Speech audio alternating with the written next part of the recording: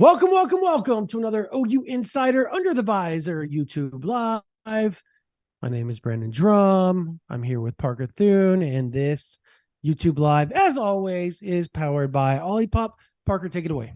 Yeah, this right here, folks, is the 16th Olipop flavor, the one you probably haven't tried yet. Even if you've made the whole circuit, crisp apple has only become available to the public within the last 3-4 weeks, maybe. It's a seasonal flavor. Obviously, apple is one of the flavors of fall. So if you haven't tried crisp apple yet, give it a try. You go to drinkolipop.com, you use promo code CHAMPU20, you will get 20% off your order. You can buy them in a 12-pack, buy them in a 4-pack too, I believe. You can buy a variety pack. Whatever the case may be, Olipop, folks, it's the soda that's good for you. Never more than 50 calories, never more than 5 grams of sugar, made with natural sweeteners, prebiotics to enhance digestive health. You can't beat it. It tastes delicious, tastes like just your conventional sodas, but minus all of the, well, all of the sugar and all of the acid that will have adverse health effects on your body. So there's no better investment you can make than an investment in your body. Give Olipop a try. It'll cost you a little bit more than a typical can of soda, but you can have your cake and eat it too.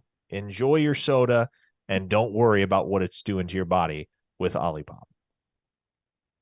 All right. One more little bill we have to pay. We want to thank our new sponsor, Manscaped, who has taken a step away from Balloween, to bring your face the cleanest shave it's ever seen. So this season, no need to toil and trouble. Manscaped's all-new Handyman is the best way to get rid of that stubble. Featuring a compact design and next-gen skin-safe technology, the Handyman was designed to give you the smooth finish without the mess of a traditional shave. Get the sweetest treat this Halloween by going to manscaped.com and use promo code OU Insider for 20% off plus free shipping. Again, go to manscaped.com, use promo code OU Insider for 20% off plus free shipping. I don't know if you guys have seen it. There's another little thing that Manscaped has. I like my beard today. It's nice. It's clean, right? Well, I have used Manscaped's Beard Hedger Pro Kit. It has 20 cutting links all in one guard.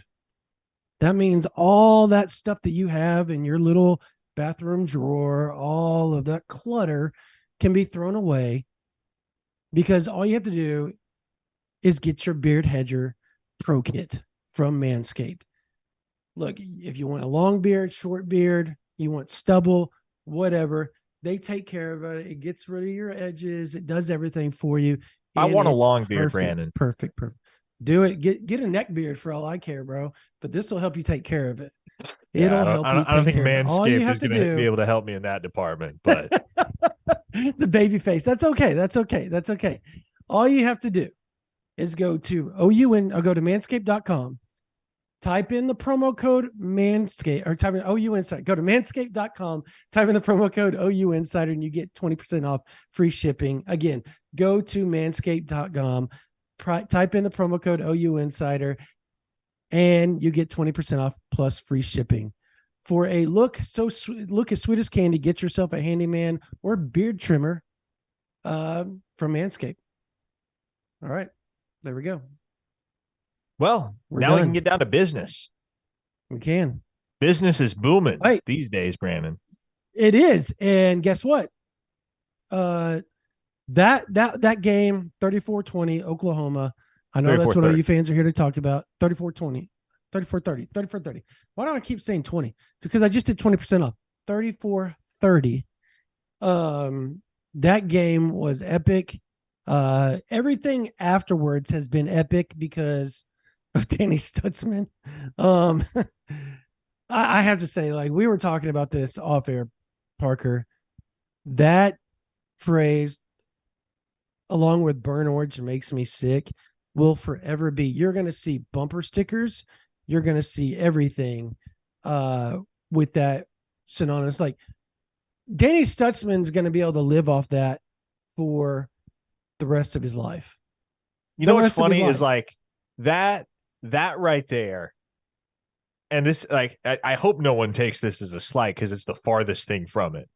But like that right there, more so than anything he will do on the field for the rest of his Oklahoma career, that right there is what's going to cement his status as a legend.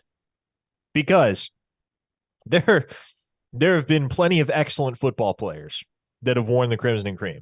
And without question, Danny Stutsman is one of them. But the ones that you remember, the ones that stick out, are either the ones that have one memorable play, i.e., the Superman play, for instance, or the guys that deliver a one-liner like that. And it will live forever in the annals of Sooner lore. It will. It will. God fears Oklahoma. Oklahoma fears God. Texas fears Oklahoma. Did you watch any of the interviews that he did talking about how that came about? No. Just by chance. I saw he was on the Pat McAfee show today. I did not get the chance to watch it. And they asked him if that was like something that he just came up with, and he said it was off the cuff. He said he was rattling off a bunch of stuff, and I can't remember what he equated it to, but he said, you know what, I'm going to use a portion of that and make my own twist to it, and he did. And Pat McAfee goes, hey, did you think you were going to win after that? And he goes, oh yeah.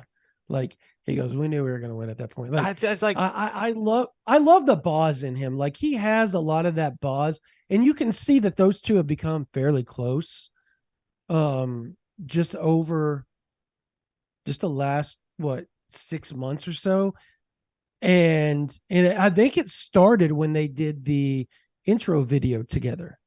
From my understanding, they started to kind of understand that they are one and the same at that age. Like, I think the boss sees a lot of him in Danny, and I think Danny sees a lot of himself in the boss. And I think that just kind of just whatever. And then the boss gave him like these old school glasses and then signed them, and Danny wears them for every game and all that type of stuff. And the different hair every week, there's something different with Danny's hair, which I think it's not as crazy yet as the boss, but we all knew Danny Stutsman was a character. Any of us that covered him in high school knew Danny Stutsman was a character. And I think it is hilarious just how he's kind of slowly let the cat out of the bag, right? Just of his personality, piece by piece, as he's gotten a little older at Oklahoma. But what you all are seeing is what we saw in his high school. The dude was off his rocker then, and he's still off his rocker. But in a very good way. Off his rocker, like awesome way, actually. Best linebackers of all time, Brandon. They all have one common denominator, and it's that they're a little bit crazy. You got to be a little bit crazy to play that position at an elite level. And Danny is playing at an elite level right now by anyone's standards. You do. And he is. And I think it's funny that, now all of a sudden he's like this butt-kissed leader and all this type of stuff. I think the weird part is you look at his stats last year, and it's kind of like, how the hell was he not last year? Well, it's because he was on 6-17. Yeah. But it was funny. Like, I asked Danny, and it was a very straightforward question, but he understood exactly why I was asking it on Monday night after practice. I asked him, man, how are you feeling physically going into the bye week? And he said exactly what I was hoping he would say, which is, and I'm paraphrasing, obviously, but he essentially said, man, I feel so much better than I did last year, because last year I was playing so much. I was on the field for so many snaps that I was just absolutely worn the heck out. But been able to pace myself a little bit more this year, been able to come off the field when I need to.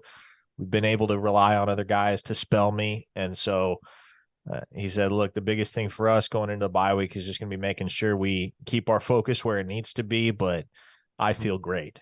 And knowing that you got a lot of your top guys right now, not all of them, obviously Andrell Anthony's on the shelf, Justin Harrington's on the shelf and has been for a while, but most of your top guys, most of your key contributors are heading into the bye week at close to 100%, probably as close to 100% as you're going to be halfway through a football season. That affords you an additional degree of luxury as you prepare for what is ahead in the immediate future in that October 21st matchup with UCF, and in the long term as you start to take a gander at that schedule the rest of the way and figure, man, if we can play our cards right, we may end up with a chance to go to the college football playoff. And if things fall just so, heck, the results of the Big 12 championship game in Arlington in December might not matter. We'll be going to the playoff either way. Okay. We're going to get to you in just a second. We've got 2 hundies already up here, bro. 2 hundies in the super chat. I think OU just beat Texas. I think people are feeling good today. They're feeling a little randy. Michael Hainzinger, our man. Love it. Love it. Peyton, I see you, and here is the 100. And Olipop is great. Manscaped is great. OU Insider is great. Beating Texas was great. Boomer Sooner. Michael Hainzinger, if you all do not know, he is the uncle of a Sooners target. We won't name a name of who it is, but the ones who know he's know. Also a really good man. Huh? The ones who know, they know. They know. They know. Peyton Bennett, my man, appreciate you as always. BB loves white football players, especially linebackers. Lol. Fair. Why do you think Kip Lewis doesn't play over Kanik, even though he's clearly better? Ooh. Is he? He's good. But that was it. First off, thank you, obviously, for the super chat and the hundy. We always appreciate you, Peyton. You're such a loyal listener and follower. Kip Lewis is really good. Really good. Everybody that you talk to inside, and Parker, see if you can vouch me on this, or if your sources say the same. You talk to, and it has nothing to do with him being a white linebacker, all that, whatever. Everybody you talk to inside the program about Jaren Kanik, and they will all tell you he's super raw.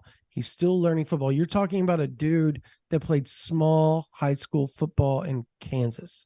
And yeah, Hayes is a bigger school in Kansas, but if you pit those guys up against the big schools in Oklahoma or Texas, they don't cross the 50. And that's just a fact. So it's a completely it's a completely different type of ball, and you and I both know it, Parker. We've seen it. It's a different type of ball. And so my point is that he's raw. He was learning. He didn't really play he played like safety and quarterback. He was essentially Austin Box. And everybody remembers how raw Austin Box was until the latter part of his career, right? He was about 3 years in 2008. Wasn't that right? 2008-ish. He was about 3 years in 2009 when he first started. I think that would have been. He was. I know he was a 2007. I know he was a 2007 target, but 2008, 9, about 2009, you started seeing this different Austin Box. Austin Box made plays in 2008 because he made the big play, obviously in Stillwater in the Bedlam game with the tip up in the air to himself and intercepted the ball, all that type of stuff. He was very raw, very fast, very athletic. He was learning the game of football. But they have very eerily similar paths as far as getting to Oklahoma, quarterback / safeties / you know what I mean? Just athletes. They play them everywhere. Sure. And that's essentially what the Plainsmen did at Enid with Austin Box. I was a big Austin Box guy. Went up and watched him play a couple of times when I was in college, and he was awesome.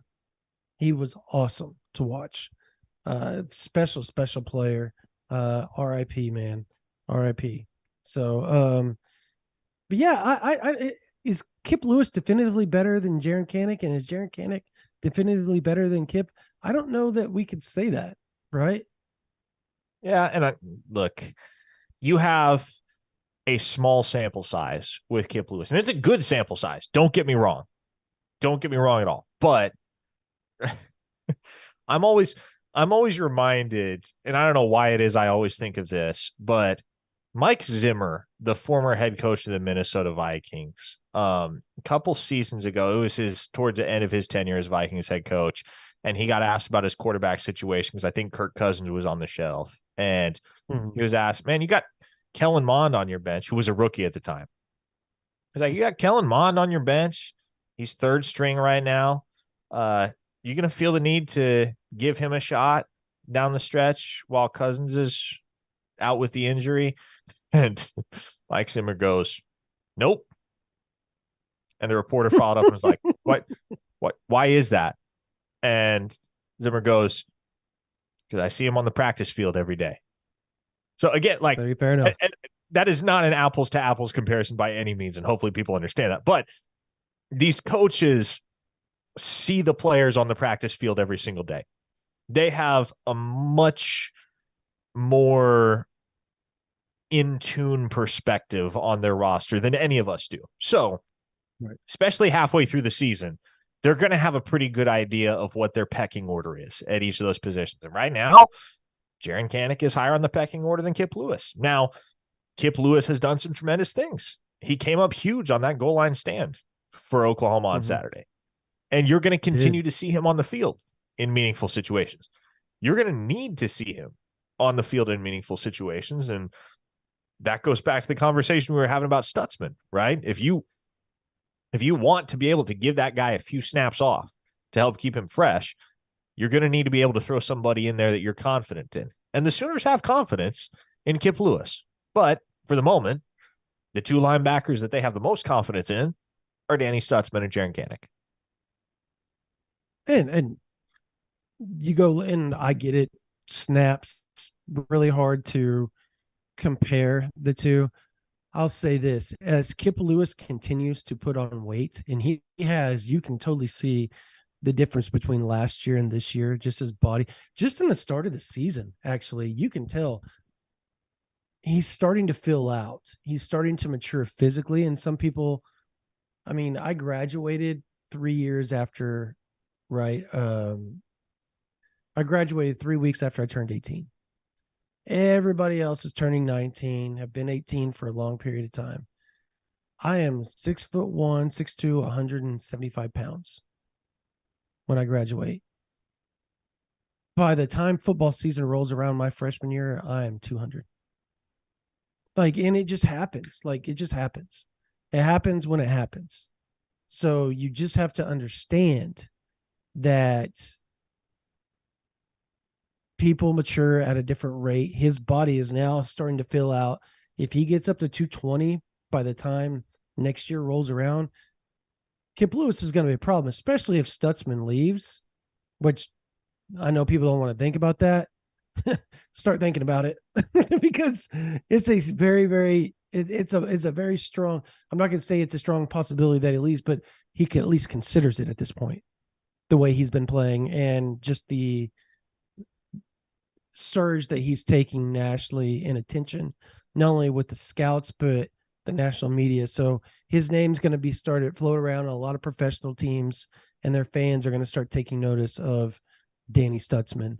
That didn't not 2 weeks ago, even though we all know he's the same player, just did it on a stage that for the first time, I guess last year, Florida State was the first time people kind of wrapped their head around this guy might be pretty good on a national level. And he's just piggybacked off of it. So Peyton Bennett, ha ha ha, I rattled some feathers. I love it here. Laugh my A off. All right. Real quick here, Parker, while we're at it, a lot of OU fans in there tweeting Waneri to OU, McKinley to OU, Wesco to OU, Bussy to OU, and it is just a strong OU getting everybody. Hey, oh my God. Hey, is it not hilarious now that Oklahoma has won on national stage and they've got a defense, they have an offense, and now OU fans are like, getting everybody. The confidence it's abounds obvious, in Norman. like it's tongue in cheek. It's tongue in cheek. No, but it is, but it's not at the same time. Okay. There are two guys that Oklahoma's going to work hard to flip down the stretch. And those two guys are Bryant Wesco and Williams Nwaneri. And the rest of your class is coming together here. 3. Who would be the third? I think they're going to try to flip McKinley. I think they have to. Oh, okay. 25. Okay. And this is not a knock on anything, and I'm going to say it. I'm saying it.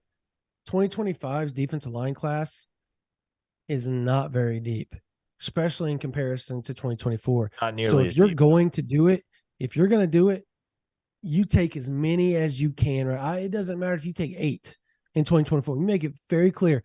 Some of you are going to redshirt. Some of you guys are going to play next year. All will play before you leave Norman, and all will end up in the NFL. That would be my selling point, is what I'm saying, if I'm an Oklahoma Sooners coach, because you make it clear to them, we're not going to take very many in 25 because pros, they ain't very good in 25, like across the board. The depth nationally is not what it is in 24. And I think that's important to pay attention to, especially NIL moving forward. Another people are worried about Zion Kearney. I wouldn't right now, would you? No. He flat out told me, he goes, dude, I'm going to Oklahoma. Now, yeah, well, and here's the deal. I get it. No, it's understandable. I get it's 100% understandable. No, totally get it. It's 100%. That's why I'm reserved too. I get it. But there are some things about the Kearney A&M situation that I can't discuss until after signing day.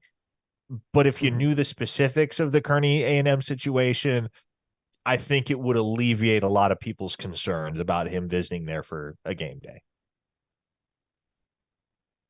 Sammy Brown, do you think Oklahoma makes a run at him if Clemson continues to struggle? I mean, I don't question that they're going to reach out to him. Would he be open to at least visiting? I don't think so. That's an interesting thing. Now, if the wheels really fall off, and then on the other side, you have Oklahoma dominating and Danny Stutsman dominating, then, okay, there might be traction. But for the moment, I don't foresee Sammy Brown reopening his recruitment. I can very well foresee that with Bryant Wesco at this point. I very well can.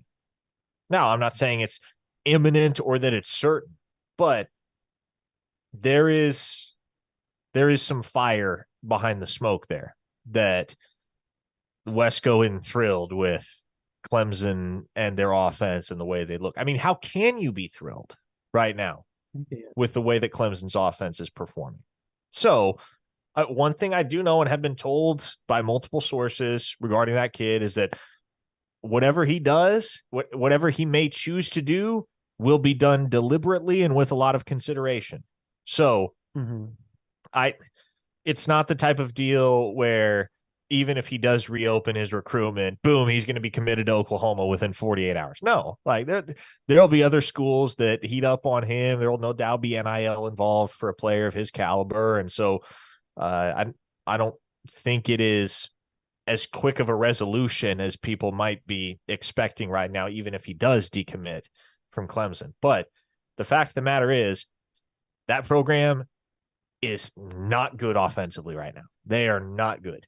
Yeah. And Wesco understands that. Emmett Jones is in his ear. Michael Hawkins is in his ear. Time will tell what kind of progress is made there. Yeah, no,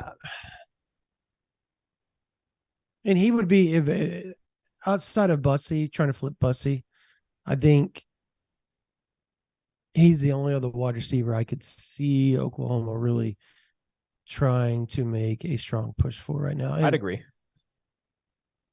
I know there's been other names out of Tampa and everything that have been thrown around by people. But it almost feels like it's a keep it warm type deal, just in case, more than just absolutely going to take, if that makes sense. And that's just my opinion. I have obviously no say. This fly is going to drive me up a wall that's stuck in this room. Don't know where it came from, but that is my biggest pet peeve in the world. It's flies in the house. doors open. Ask my kid.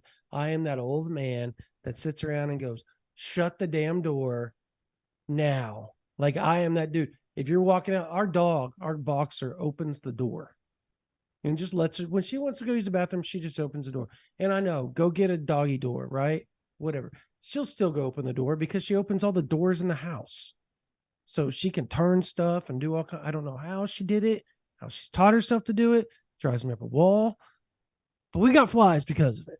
So anyways. All right. Hey, your man Virgil Walker there with a super chat. Hey, Virgil. 1999. Thank you so much. Go ahead. You read it. You read it. It's to you. You read it. Yeah. Shout out to the professionalism of this team. Shout out to my man, Parker Thune. Keep pushing, man. Appreciate you, Virgil. Great to have you on board. That's a good one right there. Virgil is a good dude and big Sooner fan. Oh yeah. I've been off obviously this week. Baby Ava is now officially a week old today. Finally starting to smile when she hears my voice and stuff. Love it. I'm owned. She owns me now. But I've been a little MIA this week. You guys have done a great job keeping up on the board. Having said that, where are your travels? And I'm kind of rounding into my reasoning here. Where are your travels this week? I'll get into mine. I'm going down to Louisville. Going to go check out 5-star offensive lineman Michael Fasusi. Going to go see little Jaden Hardy, 4-star safety commit in the 2024 class. Maybe stop by a school or two on the way back up, or on the way down, either way. And then you are going where this week? Yes. So I will be tomorrow. I'm actually headed up to, here we go, Lee Summit North. Going to go check in on a practice out there with Williams Winneri and Isaiah Mosey and Kamari Moore. So that's where I'll be tomorrow evening. There's the softball I threw up there for you. Yep. Go ahead. And then Friday evening, super stoked for that one because I'm going to be up in Western Iowa to watch Grant Bricks. And I have been out there 3 times now to see Grant Bricks. Never gotten to see him on a Friday night before. So going to get to see the Rivals 100 offensive lineman, the number 6 offensive tackle in the nation, up close and personal, and hopefully get a better sense of when this soap opera comes to an end, because man, it has just been 2.5 months of a holding pattern right now. Nothing substantial has changed. And what was true of this recruitment at the end of July is no less true here in mid-October. So is that a red flag? Is it a red flag? No. No, here, let me can I kind of expound? Sure. Bit? Okay, because I think that'll add, your answer will be a little bit more thorough if I dive into why I'm asking this. He seems to be almost negligent with the recruiting process as a whole. Just doesn't care, doesn't want to talk about it, doesn't want to deal with it. Cares more about farming and the cows and all that type of stuff. Is that a red flag that he is so indecisive and negligent with his process at this point? It's just like, it makes sense when you understand his circumstances, because absolutely no one in his circle is familiar with the very nature of being an elite Power 5 football recruit. I can't even tell you how many Division I college football players Logan, Iowa has produced, let alone P5 scholarship guys. So, and what's interesting about him is he didn't play football until his sophomore year of high school. What he told me was he had played as maybe a second or a third grader, hated it, and quit, and hadn't circled back around to the game for years. And so it sounds weird to say this because it's so unique and completely without parallel in this class. But he is the type of kid that I do not feel like had any idea that he was ever going to be the commodity that he is on the recruiting trail. And Oh yeah, you also, could tell that. Yeah. yeah, no, well, I'm not sure he truly understands the significance of it. I don't think he understands just how special of a position he is in. Like, we just got rid of our AOL wire dial up now, and now I'm a five oh, star. I mean, it's not that primitive out there in Western Iowa. He has an iPhone, but man, it's just I Circa obviously 2007. the nature of the recruitment process and the hype and the attention that comes with it. So many kids just feed off of that, right? They love it. They love the clicks. They love the eyes. They love people tweeting at them and blowing up their DMs with propaganda for their preferred school. And Bricks, it seems like it's almost the opposite effect where he wants to insulate himself from it. Like it's overwhelming or it's too much. I was told that obviously he's got 3 contenders here down the stretch: Oklahoma, Nebraska, Kansas State. I was told he's only talking to those 3 staffs about once a week, if that, at this point. And it's October, man. Right. Like it's 2 months to early signing day. But I think that just goes to show. First off, he and his family have been very thorough. I'm sorry. Somebody in the chat just said Home Alone just hit the theaters in his hometown of Iowa. Oh man, very well done, Mr. Orr.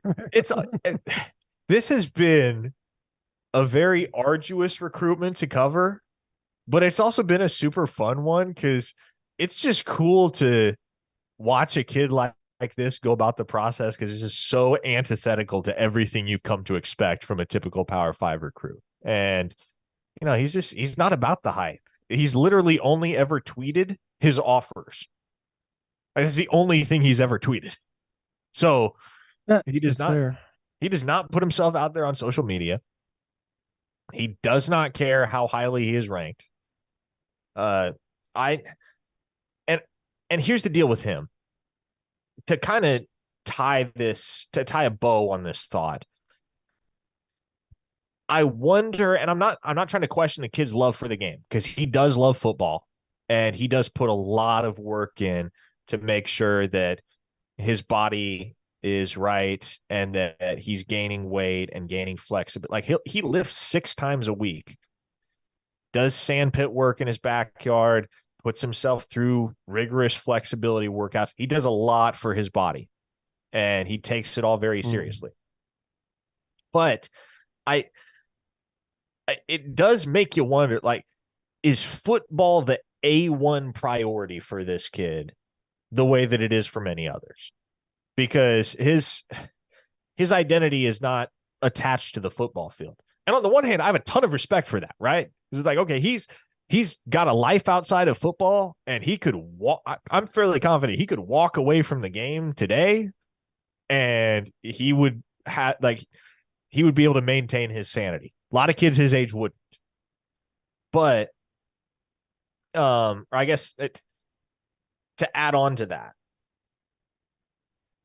I think ultimately what it comes down to, and this is my sense and having had repeated conversations with the kid on a pretty regular basis for the course of the last 9 months, what it comes down to is, does he want to go to college with the long-term goal of having a career in professional football? And I think, again, most kids in his position, you'd say, yes, absolutely. Like, and they would tell you, yeah, that's what I want to do. Obviously, I want to go to the league. I've never been able to get a true sense of whether that desire is truly there for him. And he himself has acknowledged Oklahoma checks every box for me from a football standpoint. They've got the best development. They've got the best championship pedigree. But guess what? They're 7 hours away from home. And the And distance they're in a factor big city. is what's held this thing up, because if Oklahoma is even 2 hours away from Logan, Iowa, I promise you that kid would have been committed ages ago. Because the only holdup is distance. The only holdup is, does he want to get out of the Midwest? Does he want to get out of the region that he has always called home? Is that something he's comfortable with? Is that something he can live with? It's That's really what it boils the down to. and I If asked you so, that stuff knowing that, by the way, just so everybody's clear, I asked Parker all that. I knew what he was going to say, and I never thought it was a red flag. But I've had multiple people ask me that just this week through PMs, through Twitter mentions, all kinds. There's a red flag, some of the things that Bricks is saying and all that. And somebody brought me like this On3 quote or something. And that's what and I don't know what side it was from or whatever, but there was a DM on Twitter. Somebody said, "Hey, have you seen it?" And then not 45 minutes later, I got another one. And it just kind of piqued my interest to ask you so that you could get it out to everybody. Hey, this is where you've seen him more than anybody in the nation. I promise you. Yeah. There's not very many people making it out to Western Iowa, and definitely not 3 or 4 times like Parker has. So, I guess what I'm saying is that he's a different kid, and we know that, but a lot of people don't. They hear it, but until somebody explains it in detail, they don't understand how different he really is.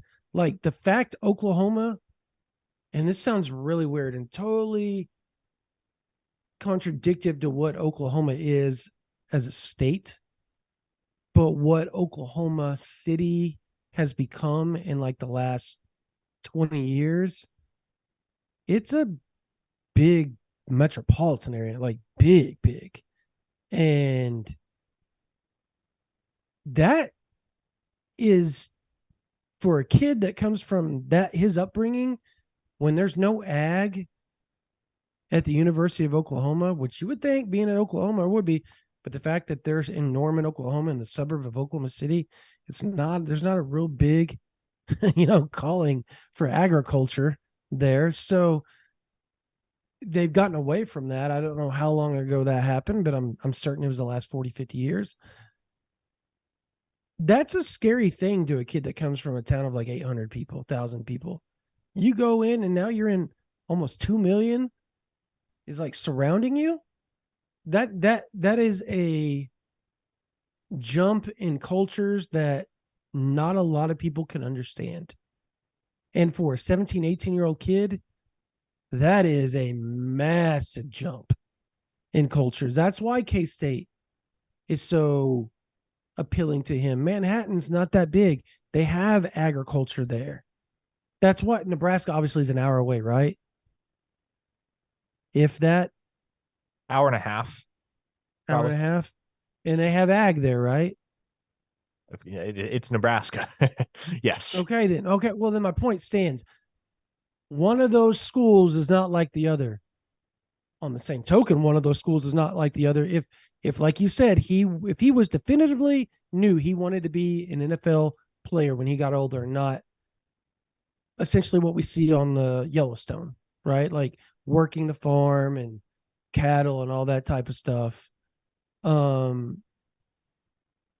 If he didn't have a pull to both, this thing would have been over, like you said, a long time ago, right? Just from the sheer point that he knows he's going to get developed at Oklahoma. Is that not what you're saying? No, that's exactly what I'm saying. I just, again, I've never been able to get a strong sense of whether the NFL is truly his end all be all as a career. And another thing is I'm not even sure if he fully understands how good at football he is and how realistic a possibility it is that he might one day play in the NFL. Because when you're a small town kid and you can push everybody around and you never struggle with an individual matchup with anybody you might be lined up across, you can very easily lose sight of where you actually stand relative to other football players of your age. You can figure, okay, because you lack context, you can look at it and say, okay, well, yeah, I'm good for small town Iowa, but I mean, the NFL is the NFL, man. Am I ever going to be able to make it there? And so, again, like he's just, it's such a novelty to him and everybody around him for him to be a top 100 recruit in America that I'm not sure he completely grasps the significance, and I'm not sure he completely grasps what his ceiling as a football player is, because the ceiling is pretty dang limitless. And anybody who's watched the film, you know. Yeah. All right. First off, Jeff Smith, 37.97. Appreciate the $5. The only other P5 recruit from Loma I can remember is Dominic Alvis in the 08-09 class. Yep. Grant Bricks is definitely an anomaly from there. Thank you so much for listening, and thank you for the $5, Jeff. And by the way, Dominic Alvis, if you go back and you look at the Rivals rankings that year, he was a 5.0 2-star. Literally the lowest possible ranking you can attain for Rivals. So suffice to say, Grant Bricks is just a little bit better than anybody Logan has turned out to this point. So Ryan Orr is 2 for 2 on the chat, by the way, with the jokes. Speaking of Norman, no ag. He goes, Norman's kind of more into car dealerships than they are into farming. That's right, baby. Fair enough. Big Red Auto. Yeah. Model cars in Norman. All right. My gosh. Let's talk about Michael Boganowski since we're on that track before we get We got a date, Brandon. We have a date, and we hit it about it for like a week.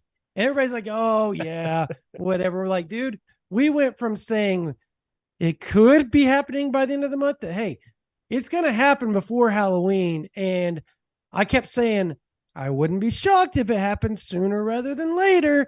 Just kind of throwing that out there, everybody. Like, hey, be prepared. Go watch his social media. Pay attention. You got the top 4 of Florida State, Kansas, Oklahoma. We did the edit for him. His dad hit us up. They had an edit done. He didn't like it, so they hit us up, and we had our national guys do it, and they had a photo they wanted to use. So everybody looked at the OU gloves and they're like, oh, that's it. And the only reason why that photo was used was because they couldn't get the one that they needed on there to fit perfectly into it without it ruining the pixels of Michael Boganowski on the edit. So I just want to make that clear to everybody. There's no like hint or anything. But that's what everybody, the bishop's like, oh, look, he's got the OU gloves on. Glovegate. That's what it is. It go automatically to Glovegate there. But this thing's getting, it's a tight race. So what you're saying, Brandon, is he's not going to Oklahoma. I didn't say that. I still like my future casts until I hear otherwise. I'm ride or die at this point with this. I've had it in for so long. It's just one of those things. By the way, we got another Rivals future cast yesterday from someone named Fishbits. I have no idea who Fishbits is, but is that a producer? Apparently that is a publisher. Apparently it's a publisher. I don't know who. For the life of me, I would love to figure out their identity, but you can't even. There's not even a tooltip to click on their name. So if you go to the future cast log, it's like me and you and Clint and Mason, the Kansas State publisher, and then it's Fishbits.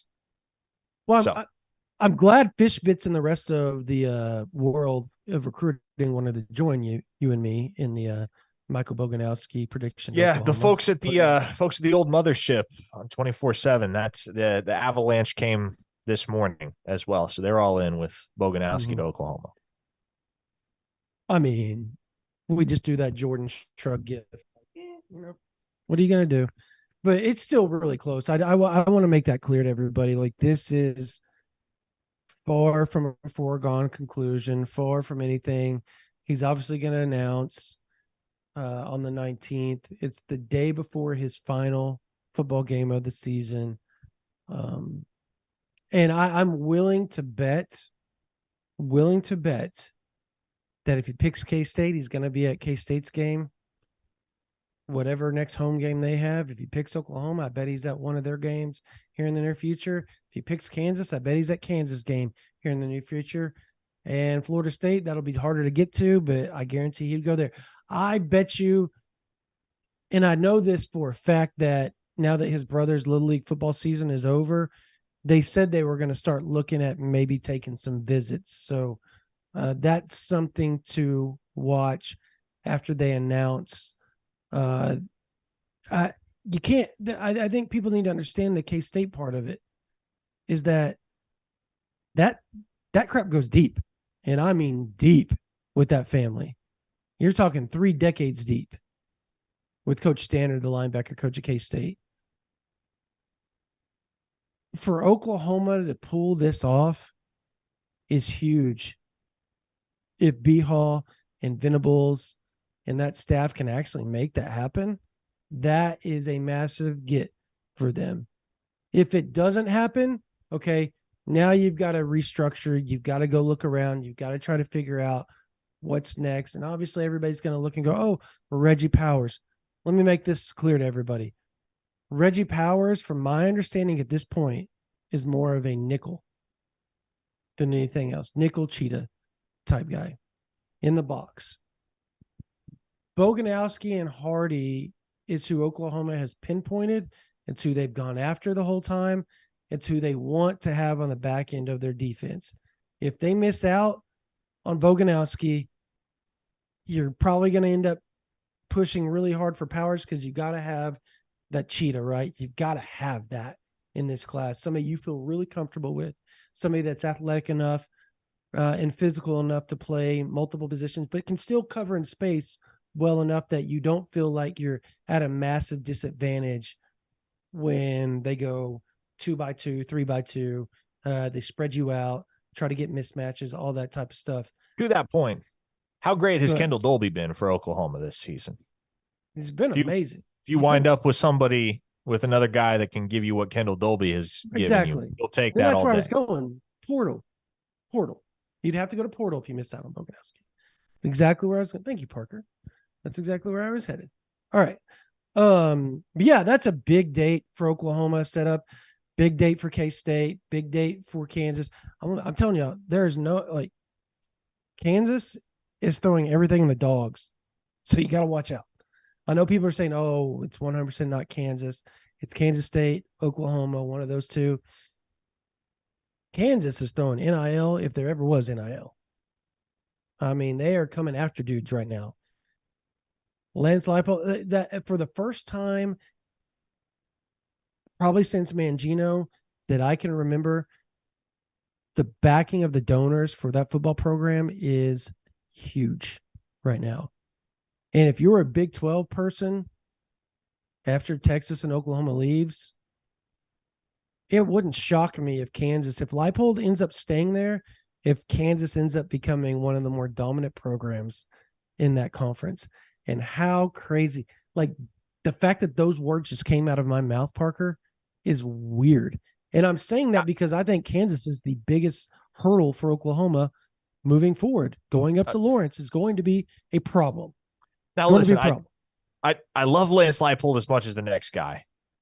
However, you're not whoever replaces Jalen Daniels is not going to be on Jalen Daniels' level. So Kansas right now is buoyed by excellent quarterback play.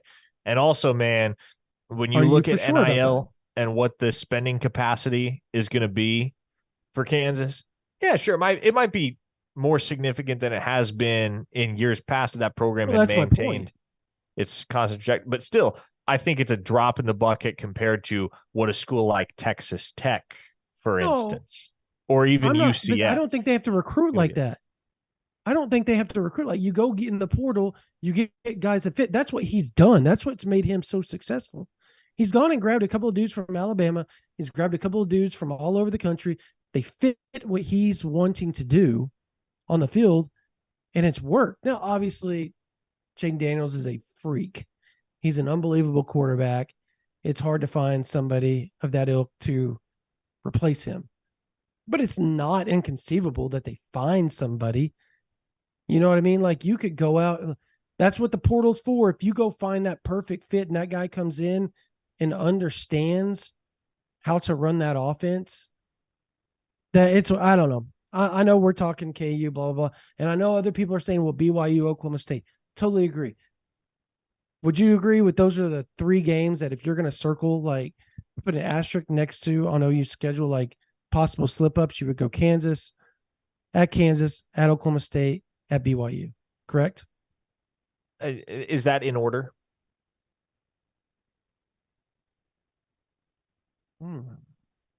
I said BYU was third on mine this morning on the chat. So probably from, I almost feel like I'm actually Oklahoma State's, I think Oklahoma State's going to be a bear, bro. really Because the last All right. Bedlam, they're starting to figure some things out. Gundy. Now, I think Oklahoma's going to win because Gundy's when it comes to Bedlam. I get this. Totally understand that. I actually, BYU is at the top of my list. Oh, no. I think that, but I don't think there's a big separation between them either as far as difficulties. Well, I think BYU and Kansas are easily your top two challenges that remain. Underselling. I am not worried. I'm not that worried about Oklahoma State. There's that's still just the same. Something about it being their Super Bowl, bro, that I just feel like. Okay, sure, but do you have the dog? But at the same time, I think Oklahoma's going to come in with some angst because they feel like they're getting just crap. I'm just going to say shit talk a lot from the Cowboys side, particularly Mike, because Mike doesn't care. That's what makes Mike Gundy so great, is that he has not cared about hurting anybody's feelings in the Bedlam stuff. Like, he's going to throw stones and he doesn't care whose glass it breaks. You know what I mean? Like, glass houses be damned. He does not care. And that's why we love Mike Gundy, because he is great at what he does. He drums up drama. To use my last name as a pun is exactly what he does. So I get where you're coming from, but I still think Oklahoma State, if they continue to find their footing, can be a problem for Oklahoma, just because you would think it's going to be a night game in Stillwater. Those games are always, the atmosphere is always going to be wild, right? Like, it's going to be a fun atmosphere. It's the last Bedlam game till we don't know when. So, there's people in there saying not worried about Kansas, not worried about OSU. Some people feel like UCF could be a problem. And I think quarterback wise, yes. If you let their quarterbacks run around on you, you're going to have a long day. But I think that OU is going to try to go in and defend Dylan Gabriel's honor. And that's also they're going to try to terrible defensive team right now. Exactly. I think they're going to lay it on them. Yep. No doubt. Let's talk about how big October can be for Oklahoma. Okay. On the recruiting trail. We've hinted about it. And some things have started to roll around. I think last week you kind of got the gist of some things with the 2026 commitment. And now, obviously, Daniel Akinkumi is set to announce tomorrow. We all think it's going to be Oklahoma. And if he does pick Oklahoma, promise you, OU Insider, we will have quite possibly some of the best coverage you'll see on that. No, I will say if he picks Oklahoma, we will have the best coverage you will see on that. I'm actually going to make a definitive statement there. And I don't do go Joe Namath guarantee here. Joe Namath guarantee. If it happens, we will have the best coverage. Just pay attention. So, having said that, if I said between now and November 1st, Oklahoma ends up with. I set the line at 2.5. Would you go over as far as commits? I would go over, yes. Me too. Let's just say October can be fun. October could be fun. We'll leave it at that. Are we counting Akinkumi tomorrow? Yeah, you got to count that. I'm talking about from as we're talking right now. Okay, sounds good. Yeah, if I set the in that line case, at I would 3.5, certainly take would you the go over. over? I would certainly take the over. 3.5? Oh, well, 3.5. We're moving. No, it up now? I said, what if I up the line to 3.5? Would you take the over? I'd probably hang with the under. We'll go 3. I'm going over. I'm going really? over. Ooh. I'm going over. Brandon's pumping you want to know why? folks. You want to know why? Do you want to know why? Why is that? Because you didn't think about a player that I just thought about. Yep. I caught your drift. Yep. There you go. Yeah. Yep. There you go. Yep. Okay. Yeah. I see it now. I'm taking the over. I think there's potential for 4 more to pop as of today. So, 3-star you, Jason. 3-star you, baby. Top 10, 3-star you. We love it. We love it here. And and if I set it at 4.5, there is one more that could. Okay. Maybe. No. Legit. So think about it. You've got the potential announcements of. I'm just going to go ahead and say them because we're not saying they're committing. We're saying potential announcements. Yeah. Of Akinkumi. Say what? Akinkumi and Boganowski. Yeah, that's 2. Yeah, there's 2. Eddie Pierre-Louis. Yep. Reggie Powers. Yep. I'm not. Go ahead. No. Yeah, I know where you're going. And the other one isn't even in the 24 class. So no, it's not. It's not. So for anybody thinking Grant Bricks is not the answer. Bricks is not where Brandon and I were going there. But and a lot of those guys we just named were 4-star. You got EPL, Boganowski, the other guy that I think will end up being a top 250 kid in the 2025 class. And yeah, obviously the other 2 or 3-star.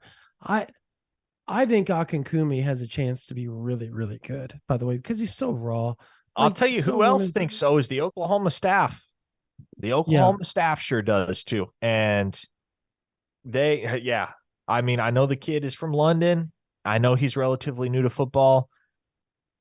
That matters little to Bill Bedenbaugh in Oklahoma. They love that kid and love his upside. Mm-hmm. Mm-hmm. So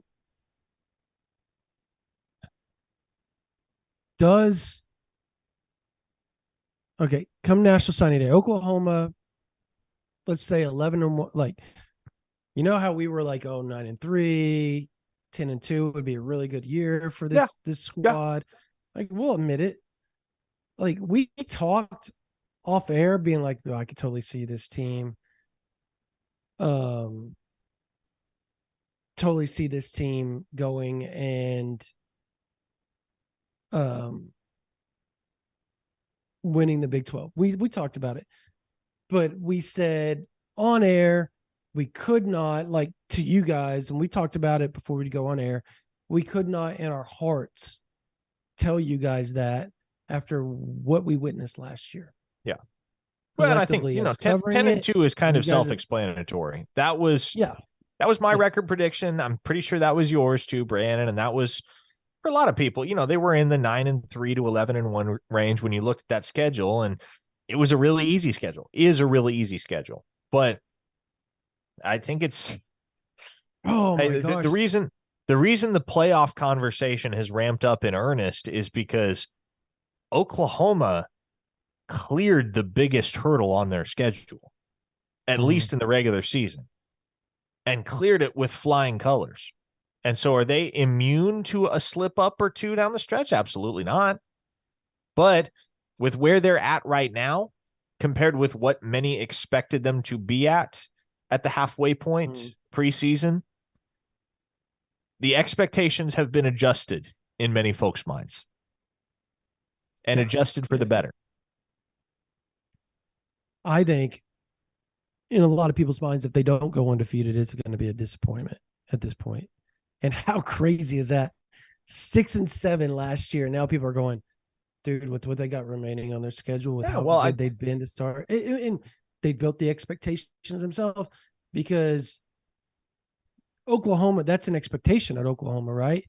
But it was dropped because of what happened last year.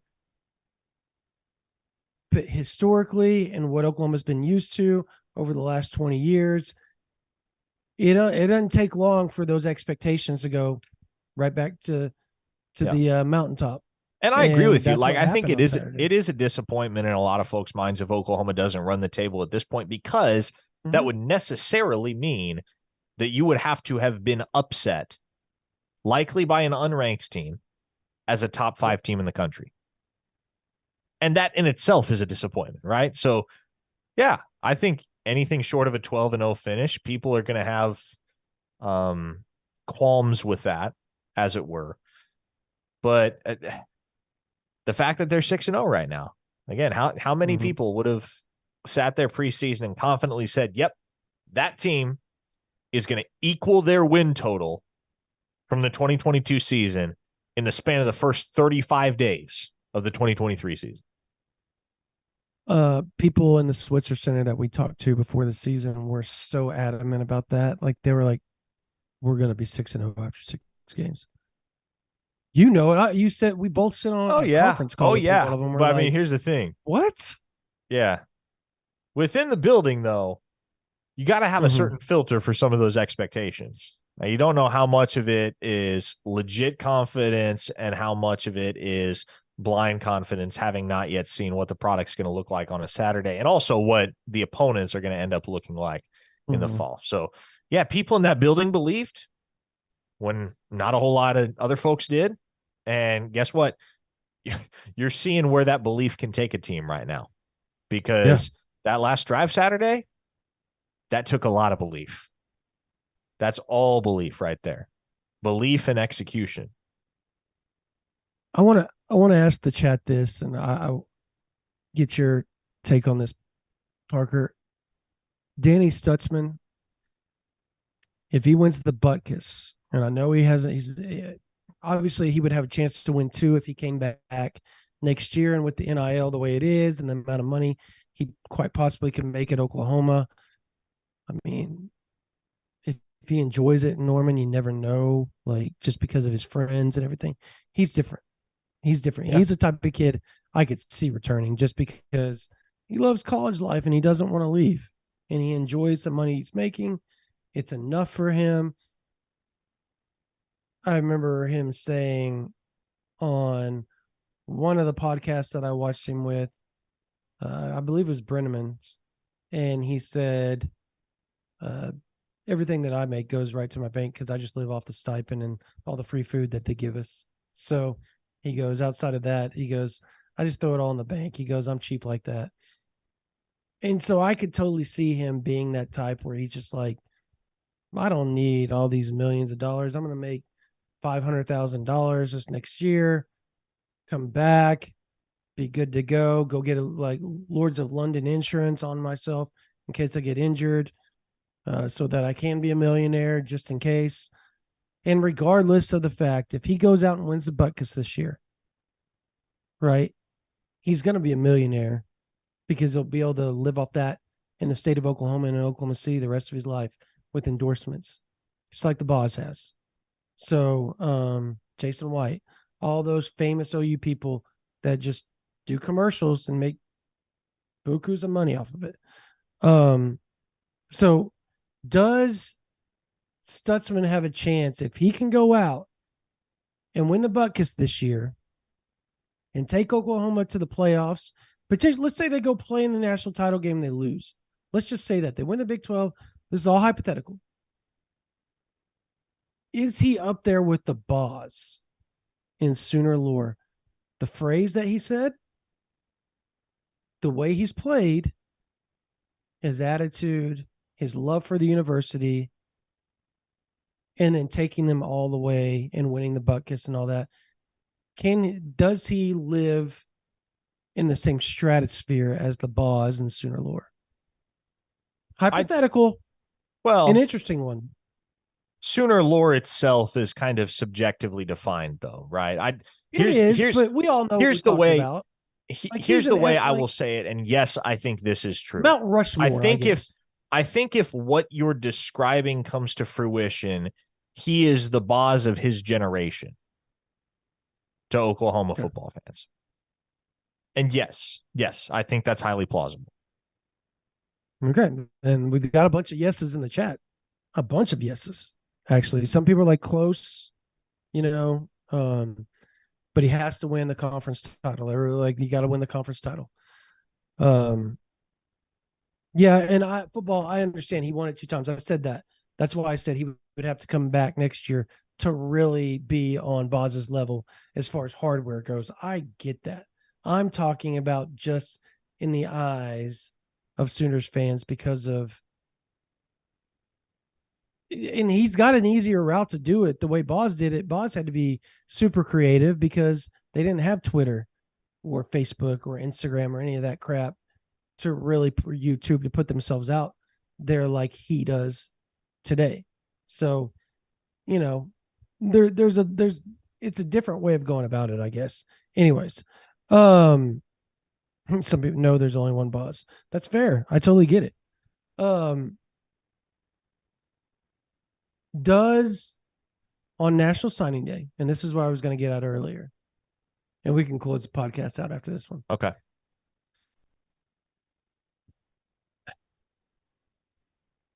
Is there a surprise on National Signing Day? And like me, will you be surprised or not, in my case, if Oklahoma is on the sidelines this weekend watching some dude named Mosey, some dude named Kamari Moore, and some dude named Williams Winery? Well, based on intel that I gathered within the last 24 or 48 hours, yes, I would be surprised if they were up there this weekend.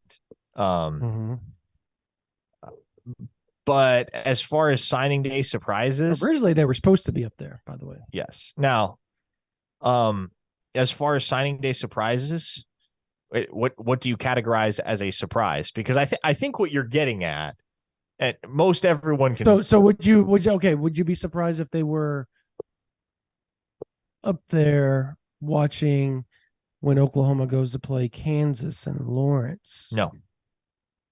Okay. So they switched it up. That's all I want to know. Okay. There we go. Go ahead. Finish up. I think what you're getting at, and everybody has a real keen idea of what you're getting at. Could I see it happening? Absolutely. Would I categorize it as a signing day surprise? I'm not just singling out one dude. Yeah. Not just one guy. Just a surprise across the board. Big name surprise. I do not anticipate anything that I would quantify or that many would quantify as a surprise. I think surprise, I think about Marcus Strong last year, right? Where it's just like, okay, well, he signed with Oklahoma. There's that. Never made a public commitment. Nothing. Orlando Brown in 2014. Yeah, just signed the papers and there he is. Cavante Henry in the class of 2022. RIP to his short-lived Oklahoma career. That's what I quantify as a National Signing Day surprise. When Peyton Bowen pulled the double flip and he signed with Oklahoma, yeah, I guess the manner in which it happened was surprising. But at the end of the day, when he signed with Oklahoma, nobody was like, oh boy, didn't see that one coming, So I think if one of those guys that, for instance, is committed elsewhere right now, if one of those guys ends up signing with Oklahoma on National Signing Day, I don't feel like it's going to knock anyone's socks off as far as the shock factor. No. That's fair. Okay. I guess I worded that really, really easy for you to just kind of jump around on. So um that's my fault. That's my fault. All right.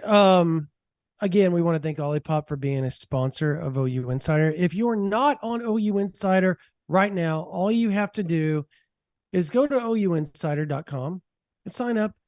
Type in the promo code R. What is it? Red River Win or RRR Win, or is it RRS Win? Do you remember? RRS win. So it's shootout. We went with shootout. RRS Win.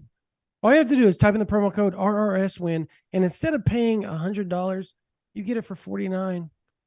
$49. You get the whole year. 1 year of OU Insider.